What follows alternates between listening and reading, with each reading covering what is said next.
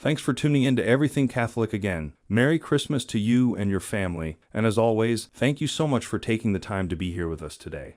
And as this video is released on a weekend, I thought of only releasing a very short video this time, but still hopefully you'll still be learning a lot from this one too. And so what I'd like to do is share another clip of Father Joseph Iannuzzi here, and the focus is on confession as well as venial sins. So we must turn to God's mercy before we turn to His will, because we cannot live in God's divine will unless we have cleaned our house, put everything in order, and that can only happen through confession. And this confession isn't once, it is a daily thing. The priests, at the end of every day, are obliged, from the moment they are ordained, to recite what is called the Office of Readings, a breviary, a book that is read 5 times a day. At the time they awake, at the time the sun rises, in the afternoon, in the middle of the day, in the evening as the sun sets, and right before they go to bed. And right before they go to bed, they recite what is called compline, night prayer. And at the beginning of it, they do what? An examination of conscience. And then that is followed by an act of contrition. That's confession, private confession. Priests do it every day. We can do it every day as well, meaning mankind, all the laity as well. And they're encouraged to. While the Church teaches that only grave sins must be confessed sacramentally to a priest, the Church encourages that we confess even venial sins. And Pope John Paul II explains why.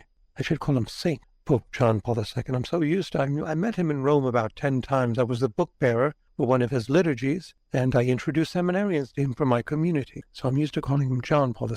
But Saint Pope John Paul II states that when we confess venial sins to a priest, not just mortal, we eradicate the very tendencies to recommit those sins. So confessing them strengthens the soul. Confession doesn't just take away sin, it infuses positive strength for us to overcome the reoccurrence of even small sin. And this is why Jesus told to go to confession like an open book to the priest and hold back nothing.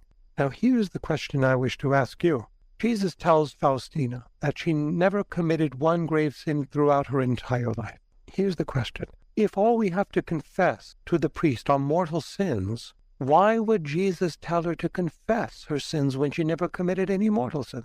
Precisely because we are to confess, not must, but are encouraged to, our venial sins to the priest, for the reasons I just shared with you from Saint Pope John Paul II. The gift of trust disposes us to go to confession, trusting in the priest, trusting God's grace through him, so that we can, after having cleaned house, welcome into this void of our soul the most magnanimous gift of all, living in his will. Well then, that will be all for the video this time.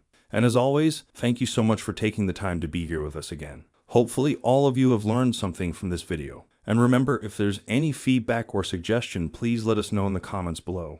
And until the next one, thanks again for watching and may God bless you.